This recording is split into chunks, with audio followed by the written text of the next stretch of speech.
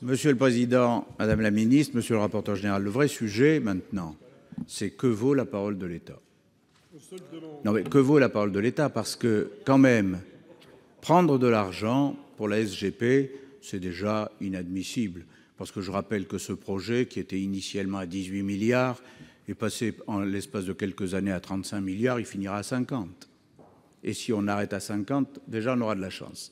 Donc ça veut dire que comme le gouvernement ne veut pas mettre un centime, chaque fois on dit à la SGP, débrouillez-vous pour trouver la ressource.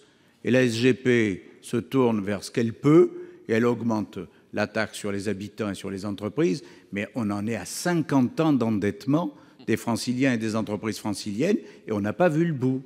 On n'a pas vu le bout. Ce qui veut dire que le système est fou. Le gouvernement s'obsède à dire non, non, on ne change rien à la structure, au tracé, au nombre de gares. Et quand on dit mais vous payez avec quoi? Le gouvernement dit je m'en fous, c'est pas moi qui paye. Donc par définition, c'est un peu facile. Et là, pardon madame la ministre, mais moi j'étais président de la commission des finances de la région lorsqu'on a envisagé le contrat de plan État-région, etc.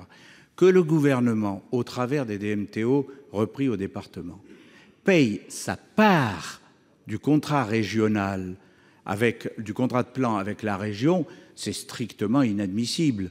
Qu'il aurait pris de l'argent pour dire je paye de nouveaux projets, des projets d'investissement qui intéressent tout le monde, on aurait pu hurler en se disant on regarde. Mais là, le gouvernement et l'État qui déjà avaient réduit sa participation dans les transports publics, maintenant dit, et ma participation en plus, c'est pas moi qui la paye, ce sont les départements qui vont la payer. On attend, madame la ministre, le fait que le coup d'après, pourquoi pas l'année prochaine, le gouvernement dise c'est terminé, je ne paye plus du tout ma part du contrat de plan État-région, que les départements, les collectivités, les intercos se débrouillent en Île-de-France. S'il faut faire une taxe supplémentaire sur l'Île-de-France, allons-y. C'est de l'irresponsabilité, c'est du désengagement de l'État sur un secteur clé, les transports publics. Et un jour comme aujourd'hui, ça prend une coloration particulière. C'est strictement inadmissible. Il faut que le gouvernement revienne à la réalité des choses.